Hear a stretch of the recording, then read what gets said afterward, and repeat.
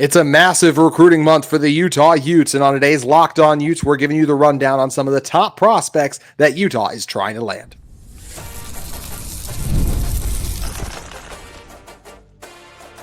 You are Locked On Utes, your daily podcast on the Utah Utes, part of the Locked On Podcast Network, your team every day.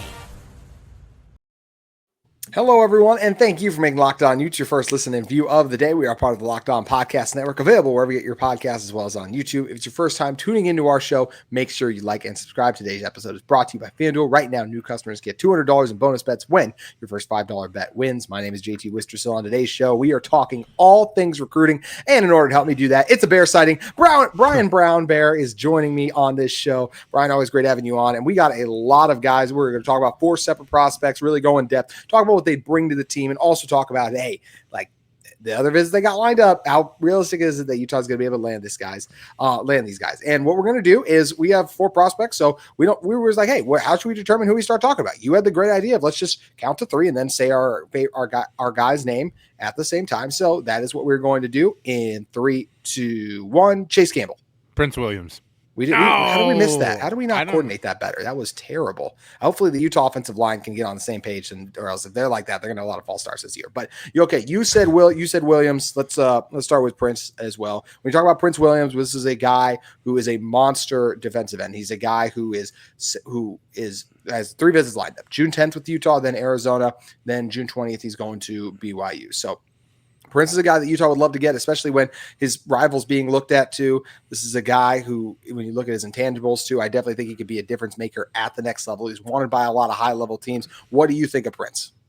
I really like Prince Williams, and really what I like about him is that the people that I talk to at Gorman say that he is a dude. Mm-hmm. And that is always a strong endorsement when you talk about one of the greatest high school programs in the country. I think the other aspect of it, you mentioned it, JT, this is a prospect that your rival is highly coveting. And I think right now for the University of Utah, one of the things that's really important is you've got to make a splash. You've got to win some of these recruiting battles against your rival, because right now I feel like Utah is not quite in a dark place, but we're getting closer and closer. If they can't figure some things out, whether it's at the high school level, whether it's through the transfer portal, they've got to find a way to start improving in the recruiting arena. And with all the lack of clarity with the House settlement and everything that's going on currently in the NCAA, I think focusing at the high school level on the prospects that you can get after and prospects that you can legitimately land that have a developmental arc that fits your program, I think that's a real critical component. When you look at Prince Williams, I'll ask you this: what do you see? I see a guy that, first of all, is an incredibly exciting player, 6'3", 225. We mentioned the places he has his offers to so far. The first thing I made note of was the explosive first step. That was something that was really excites me too. I feel like he's got a high motor. This is a guy, he led his team in tackles. 74 tackles. Are you kidding me, for defensive end? 11 sacks to 28 tackles for loss. Just monster numbers for Williams. Good bend, good speed, good hands. All things I think he could get better at too, but physical against the run, can take on blockers too. And I the motor and the first step, I think, are the 2 things that get me the most excited with him. What excites you most of him, and what stood out to you when you broke his game down, Brian? Well, I think the physical traits are definitely there. I like his size. I like his frame. I like the fact that he is 255, and he's a stout guy. He holds up in both run and in the rush aspect of the game, so he's a versatile end in that regards. I think that's something that really plays with Utah. They have to have guys that can do both. Get you a D end who can do both. Stop the run and rush the passer. Good explosive get off. I agree with you that. I don't know that he has elite length, but he has really good length. Another thing that I really like about him is the level of coaches that are after him, right? Like, he's got offers from BYU, Arizona, Utah, Miami, and Wisconsin. And some of that, when I look at it, you think Arizona, that's not a big deal. Well, it's Joe Salavea, who is one of the premier defensive line coaches in the West Coast, one of the premier identifiers of defensive line talent. It's also Lewis Powell, who is equally as good, and then Sione Puha, who Utah fans, I don't know what the pulse is right now on Coach Puha, but when he was at Utah, they sure loved him. Mm-hmm. And so those are really, and again, I know for a fact that BYU was after him really hard. So if you have 3 of the better talent evaluators in the West Coast after a guy this hard, then that tells me that they all see the same things that I see, that there's a lot of transferable traits, There's a lot of elite talents. Like you mentioned, the get off is one thing. I think he's got good hands, explosive player. And that's something that Utah really hasn't had for a long time is a true explosive athlete at the edge position. It's a great point. It's something that at times I felt like Connor O'Toole was that, and they just couldn't stay healthy. And so you didn't get there. I don't think Bradley and Nye, as you mentioned, I don't think he was really explosive, I would say as well. And Jonah, I would describe both Bradley and Jonah as more tacticians with their arm. I'm trying to remember if it's that correctly, but just the way they fought with their hand fighting was just miraculous. They won so much in that way. Am I saying that right? Tactician? Is that right? Technicians? Yeah. Yeah. Yeah. So they were, So the way they fought that way was always something that impressed me. So the question then becomes with Williams, can Utah get him? I think this is going to be a tough one. And it's not even meant like he has Wisconsin and Miami on here too. His official visits right now are the Utah, Arizona, BYU. Like you mentioned, BYU really likes him. BYU being his final visit, it definitely concerns me. Like just as someone who, when you look at this, hey, last visit a lot of times, and sometimes you don't get to the last visit, so that's something for Utah, but it being the last visit, the fact as well that he's a guy who I do feel like NIL wise, like we've seen what BYU can do NIL versus Utah. It's not as big of a gap in football, but that also makes me nervous. And we know if Miami really wants him, then there's probably not much that Utah could do there. How do you look at Williams and his likelihood of actually landing at Utah? Well, I think really what it's up to the staff is it's up to them to sell him on what the benefits of going to Utah are outside of the NIL. You know, you mentioned if Miami wants him, they're going to give the biggest package financially. And you know, I the money talks. There's no doubt about it. But I think it's there's a string of Utah athletes that they've sent to the NFL, right? I think that's part of it. I think you're going up to a program where you're selling the family aspect of it heavily. I think you're selling the fact that like you could be the best defensive player in the Big 12. You're going to get an opportunity to go up against some of the best, most highly rated offenses in the country. You're going to have an opportunity to stat pad and get your numbers, all because Utah is going to develop you the right way, right? So and then you're part of the Utah network, which you can expand on why that's important, right? Because it's not just about the University of Utah and that staff; it's the network of guys across the scape, and coaching in different locations and in the NFL and all that kind of stuff. And so that's where you're going to press the buttons to try and get him on board. Now, can you if he's interested in Utah, is he going to be Utah or is it going to be BYU, right? Like I feel like that's kind of what it comes down to. And then, if it's BYU, then maybe he's looking for a different lifestyle. And I think you can still press the buttons on that one and be like, if you want to live, an LDS lifestyle or that something similar to that, Utah is the better place to do it because you have more connection to, whatever it is that you feel like makes you the better thing, right? You're playing for an LDS head coach, playing for an LDS defensive coordinator. You look at what Britton Covey was able to do at Utah and how he was able to flourish. So if that's something that's important to him, and I don't have any info, on that aspect of it that says one way or another that he is LDS or that's something that he's looking for. There's always an argument. There's always a way to get there, right? I think the biggest thing is just, and obviously the relationship that Lewis Powell has with him. He's known Prince for a long time. They've been in on Prince for a very, very long time. I think that's something that you can play and try to push, as you're going, through the recruiting process. At the end of the day, the money part is always going to be a big conversational piece, though, and so you just hope if you're Utah that you can be in the ballpark and maybe some other aspect will win out. I think it is worth mentioning, that Utah has had these kind of battles in the past, and I know that everybody loves to talk about Spencer Fano, but the maybe every bit as good opposite side player of Spencer Fano, Caleb Lomu, had all these kinds of things that were going on, and he still picked Utah. So there's always hope for that kind of stuff now, but it's just, you just never know what card it is that Utah has to play that'll get that to tip the deck. Yeah, to your point. I mean, Fano was in the state, and Lomu's guy was out of state, and Utah was able to land in there. And every guy is different. Is his priority to get the most in NIL? Is his priority to land in the best place where he can make the most in the NFL, have his abilities developed, and win too? Every guy's priority is different, but it's really exciting that Williams is going to be visiting Utah, and Utah's going to have a chance to get him. It's definitely going to be tough. Just like it's going to be tough for Utah to get this next guy, Chase Campbell. But I do believe there is something that Utah could offer this explosive wide receiver that I do think could very well entice him and make him a Utah Ute. What am I referring to? I'm going to tell you in one moment. Today's episode of Locked On Utes is brought to you by our friends at FanDuel. The NBA playoffs are in full swing. We even have our finals matchup already, and every night delivers highlight-worthy performances, major momentum shifts, and can't-miss moments. Whether it's a game-winning shot or a breakout player, there's never been a better time to get in on the action. FanDuel makes it easy to stay in the game. Before tip-off and live with player props, performance trends, and same-game parlays, fans have more ways than ever to play smart and win big. Mention the NBA Finals is set. It's crazy to think that we are going to be getting we're going to see the Pacers taking on the Thunder. It's a matchup that we did not expect to get, but it's what we're going to get. So how do you think Tyrese Halliburton's going to do on the biggest stage? Can Shea come through and bring the Thunder their first championship? Can Halliburton do the same? Which players? Siakam. Who do you think is going to step up? Either way, you could head over and get 200 bonus bets to add the excitement if your first $5 bet hits. New to FanDuel, it's the perfect time to sign up. Head to FanDuel.com, place your first $5 bet. If it wins, you'll get 200 bonus bets. Make every moment more with FanDuel, an official sports betting partner of the NBA.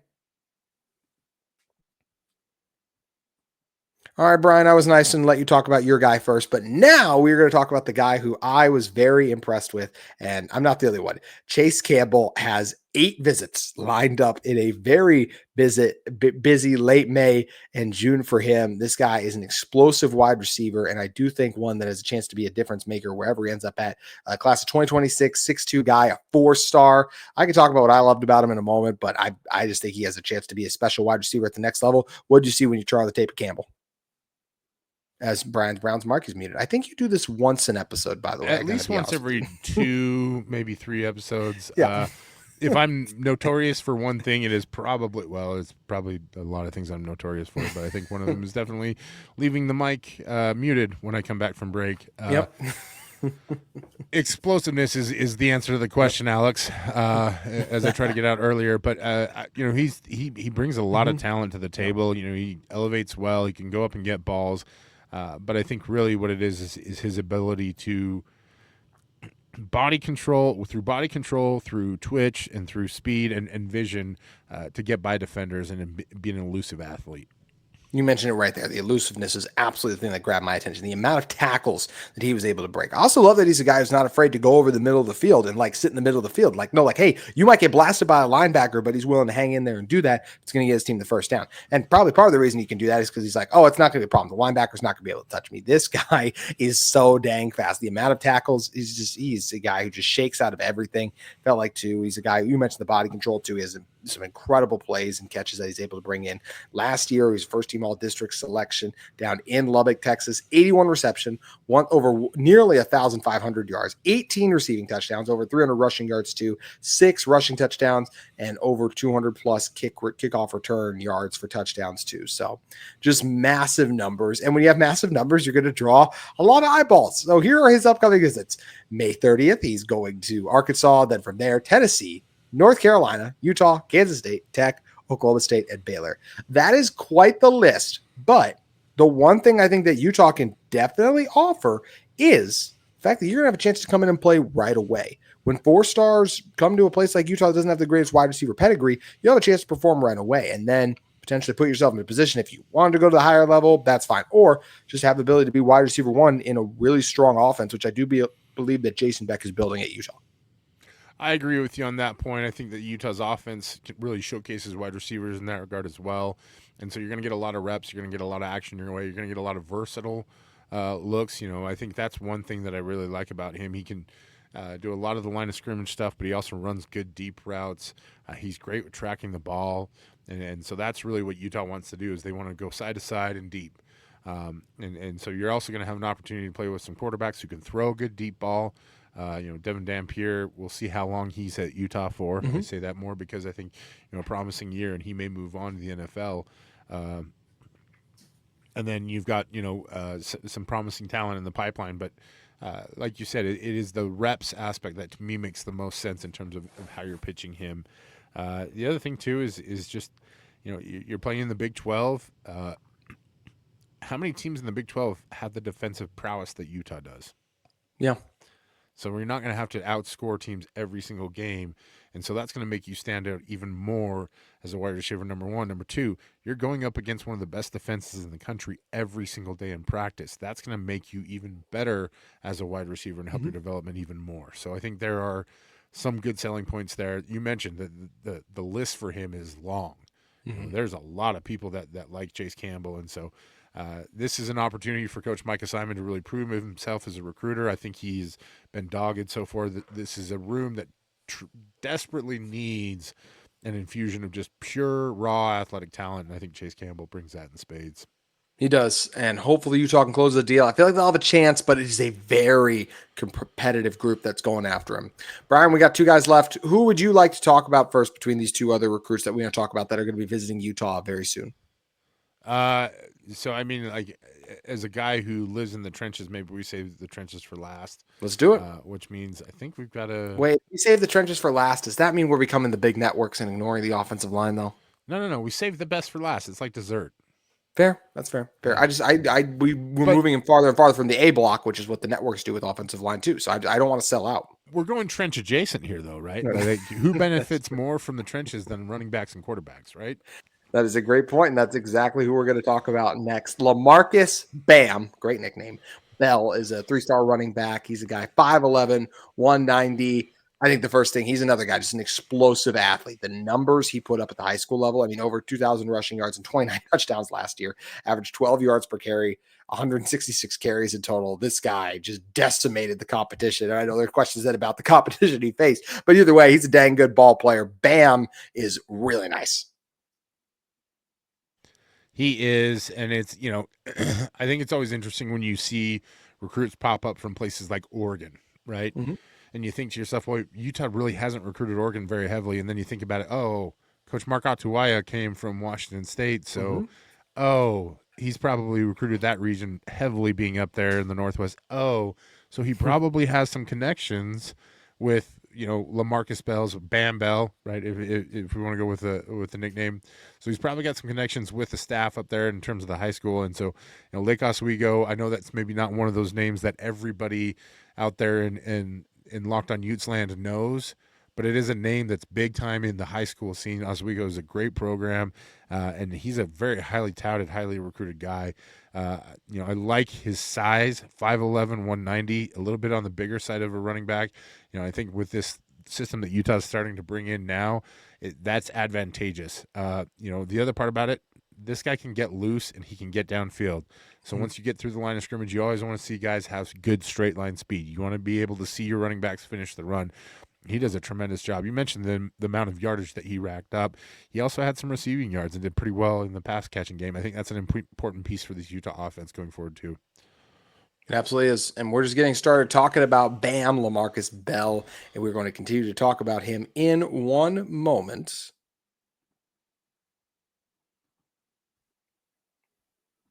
Today's episode of Locked On Utes is brought to you by Post District. Discover Post District, home to 4 of Salt Lake's newest and most stylish apartment buildings. The Register, Post House North, Post House South, and the 801 Flats. Each residence offers its own unique take on luxury urban living, with features like waterfall kitchen islands, floor-to-ceiling windows, vaulted ceilings, and spacious patios, plus walk-in closets. You can enjoy premium amenities, including the city's largest residential gym, a year-round pool, golf simulator, massive TV wall for sports watch parties, and more, all anchored by a one-of-a-kind community. You can step outside and find yourself immersed in Salt Lake's hottest dining and nightlife scene with award-winning spots like Urban Hill, Men's Show Ramen, Level Crossing, Melancholy Wine Bar, and Sunday's Best, all just steps away. Whether you're looking for a studio, 1, 2, 3 bedroom, or penthouse, you can find your perfect home today. Visit liveatpost.com or call 801-590-6247. Make sure you mention this ad too for an exclusive incentive. Once again, if you're looking for a studio, 1, 2, 3 bedroom, or penthouse, you can find your perfect home today by visiting liveatpost.com. Call 801-590-6247 and make sure you mention this ad for an exclusive incentive too. Brian, we were talking about Bam. Bam is a guy, as I mentioned, I'm a big fan of the explosiveness too, the physicality too. This guy's got some shiftiness. I really think that he can be a guy for this Utah team. And obviously, competition, once again, stiff. Washington State, he's going to be visiting first. Hint, hint. You were just talking about the Coach Atuaya connection, where he came from, the 29th through the 31st. Then Utah, the 6th through the 8th of June. Cal, the 12th through the 15th. And another guy's wrapping it up with BYU, 19th through the 22nd. I do feel like Bam is definitely a guy that I could see being a Ute. I think he's a little bit undersized, so that's why some of the top teams are overlooking him. But I really like what I see on film, and I do think that Utah is going to have a legit chance here, because being a running back in a run-first offense, ding, ding, even though it's Jason Beck's offense, still a run-first offense, has a lot of appeal, especially playing behind the offensive line, the caliber of the one that Utah has been building. Yeah, and I think that's another selling point for any running back is that you're not just going behind. And I know we talk a lot about Spencer Fano and Caleb Blomu, but this has been a year-by-year process for the University of Utah. And I've come on here and talked about Isaiah Garcia, and I think that he has a bright future at Utah as well. There's a lot of depth on this front. There's a lot, Keith Olson. There are a lot of guys that I'm really excited about for their future with Utah that are currently biding their time because the guys in front of them are really good too. And so you're going to see a long string of productive offensive line play for Utah. I think the other thing, too, that's interesting for me is if you're looking to make it in the NFL, being an all-purpose back, meaning you can run the ball and you can catch it out of the backfield, that's really a great brand to have if you're trying to make it in the NFL. And I think as I look at it, he was an Oregon State commitment, decommits from the Beavers. I do not think they're part of the equation anymore. But that is a program and a system that focuses so much about the running back. And so it tells me that this is a young man that likely has an eye for the right systems and not just an eye for systems. He's also got great vision on the field as well. So I think there's plenty of opportunity for him there. And plenty of opportunity for Utah. I think the biggest thing is just, as we've seen this shift in the visit schedules, guys want to get the visits out of the way in the summer and then get their commitments locked down. If you're Utah, you have to really be pressing hard right now to try and get all that stuff locked in so that when the season starts, you're just maintaining that commitment. I think at the time we're recording this, Utah has 2 commits in the class of 2026. Not sound the alarm, I'd say, but the fact that a lot of those guys that you'd like to have are going to a BYU or leaving the state is concerning. And we can talk more about that in a moment. But there is a guy we do want to close this one out with. We started talking about the offensive line a little bit, and Utah has a guy that they're going to have for a visit, Tommy Tofi, interior offensive lineman, or it says interior, 6'6", 320. He can probably play. He can tackle as well, too, as he very well did in high school level. We'll talk about who he's visiting in a moment, but it's a lot of schools. And I think the first thing I noticed when I turned on his tape, Brian, is he is a guy with the potential to be a really good, he has the potential, I think, to be a high NFL draft pick. When you just watch and see the strength and the athleticism that he possesses, I don't think he's a guy who would come in and play right away necessarily, but he's, I think, a guy who has a chance to have an incredibly high ceiling at the collegiate level. When you talk about NFL level guys, a lot of that conversation is about size and it's about explosiveness, right? And I think he has both in spades. He's 6'6", 330, but it's not like a fat 330. And I know anybody who thinks anything above 300, he is lean when you see him move and see his frame. There's not a lot of. He's a big guy. I'm not trying to say that he's not fat, but for fat guys, he's on the skinny side of it. We'll say it that way. But he's also just got a massive frame and putting all that together, he moves incredibly well. Very light on his feet, very explosive. Does a great job using his upper body to really manhandle defenders. Once he gets his hands on you, he loves to throw. We used to call it baptizing, where you put the defender over and dunk him under. He loves to use his upper body strength in those regards. And so you have to, as a defender, you cannot let him get his paws on you. Otherwise, you're just locked up and you're going to lose. And so there's a lot of those kinds of traits and those aspects of him that I really, really like. I don't know that he has elite length in terms of his arms and everything like that. That's the one downside to just watching film is it's hard to tell. You don't get the actual measurements, but it's interesting that in recent years, one of the better metrics for determining offensive linemen in terms of how they pan out is 40 time, and we downgraded 40 time for so many other positions for whatever reason for offensive linemen. It is a solid predictor. He looks like he runs a good 40. He does. And you mentioned the arm length thing. That's maybe why 24/7 Sports has him listed as an interior offensive lineman. So that's obviously something you need more for a tackle. You need that longer arm length. But he is a guy 4-star, and he's got, we said 6'6", 320. And I love what you mentioned, too, about offensive linemen, too. Just because you see 320, turn on the tape, watch these guys move. There are some 300-pound athletes. And you're talking to 2 former offensive linemen, but there are some 300-pound guys that, you could find a skinny dude and have them run against him, and that offensive line is going to smoke him. And you'd be like, how he weighs so much more, but it's that he's that much of an elite athlete. Brian, you look like you want to jump in. What do you want to say? I was just going to say I was never anywhere near that athletic as an offensive lineman, so I I never got to 300, but I was never that athletic of an offensive lineman either. Yeah. I think that, there's a difference between the 1-star podcast host and the 4-star high school talents. But at the same time, I think he's a guy that you look at where the position has gone, and Fautano from Washington a few years back is the one that I always point to. Is there are, and Panay Sewell, who should be a name that's very familiar to a lot of people here in the city of Utah. Those are guys that are kind of changing the position a little bit in terms of they're not the long, lean 6'7", 6'8" guys. They're 6'4", 6'5". They're still able to play the tackle position as offensive weapons, and I think you see a lot of that in Tofi's game. First of all, it's a blasphemous statement you made when you called yourself a 1-star podcast host. Nothing about Panay Sewell, but you were not a 1-star podcast host, sir. You know that. All right, going back to the official visits. High 2-star. We're going more. You were a lot of room for development. You're 4. You got official visits: Utah first, then Cal, then Oregon, then Tennessee, then BYU. So once again, it's actually crazy how many BYU's the last one on here. I don't love that trend that BYU gets to be the last one a lot, but either way, Utah's absolutely going to have a chance for Tommy. I think with their success with Spencer Fano is going to be a big thing that this team can pay off and say, hey, he's moving on. Like, do you want to come in here and be the next guy who starts right away, or you have to wait a year? You go up to Oregon, sure, they produce NFL offensive linemen at a little bit of a higher rate than we do, but you also might get lost in the shuffle there and not play. You have a better chance to potentially come and play right away here. So really hopeful that Utah is able to land Tommy Tofi. And Brian, this was something we touched on a little bit, but Utah also just needs to get going with their recruiting class. Like, this is a big month.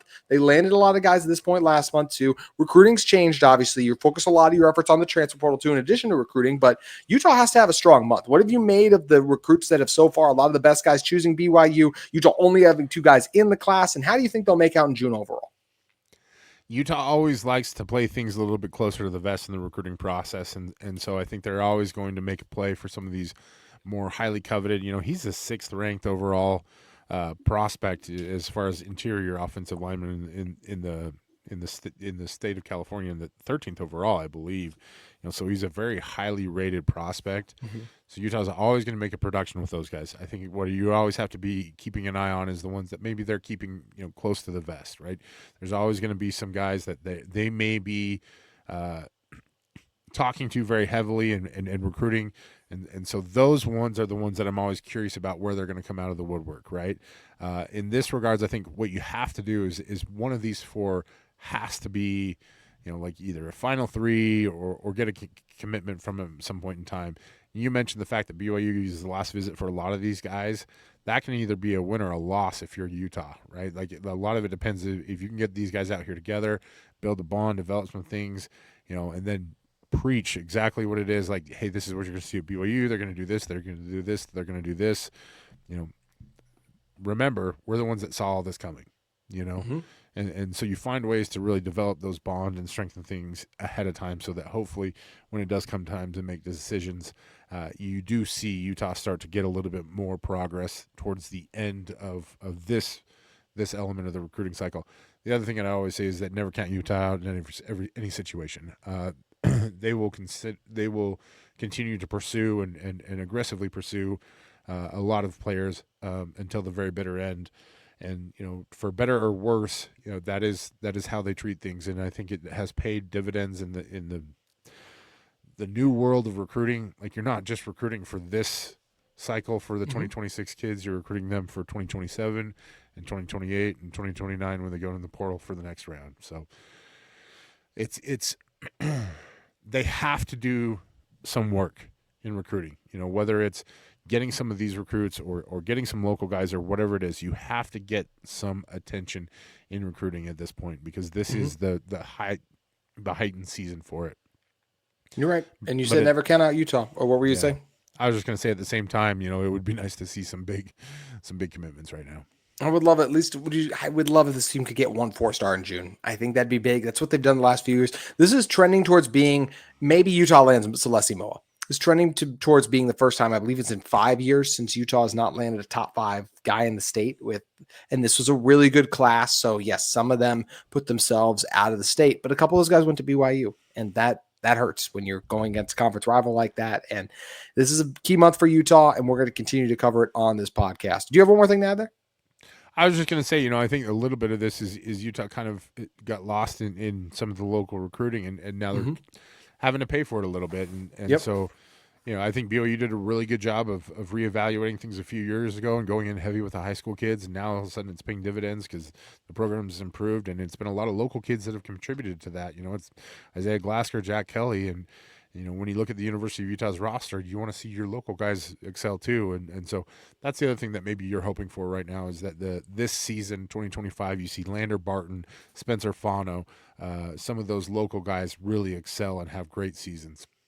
It's a great point, but you made it about BYU, so maybe we should drop you down to a 2-star podcast host. I'll review. You guys leave it in the comments below. What star podcast would you I guys just want do? to shout out all the BYU fans that listen to this podcast all the time because I see them in the comments. I want to make sure that you guys know that you're heard. I see you. I feel you. I know you truly want to bleed red. So congratulations. Welcome to crossing over. We welcome you with open arms. Half of them never even start the episode, so there's no way they make it to this point in the episode. But those of you that talk about me in the comments then. So exactly. We'll Oh, Bryan, you're the best, man. Please let everyone know where they can find you at. You can find me at the mall. No, whatever burger place is going to be popping up here. No, at Brember SLC on Twitter or X, Blue Sky, Instagram. I'm there. I still do a lot of the work with the high school stuff. So, and then I make videos with luchador masks too. So tune in. Should I know what Blue Sky is? What's Blue Sky again? It's it's like Mastodon. It's one of those Twitter knockoffs. I'm getting old. There's too many social media platforms, but that's why Bryan comes on to keep me straight and keep me informed on not just recruiting, but social media platforms. Thanks, brother. I'm the one who should be doing that. I was good to see you, JT. Oh, you're the best. All right. That's going to do it for today's Locked On Utes. I'll be back with us tomorrow as we continue to talk the latest in Utah recruiting, Utah football, and Utah athletics as a whole.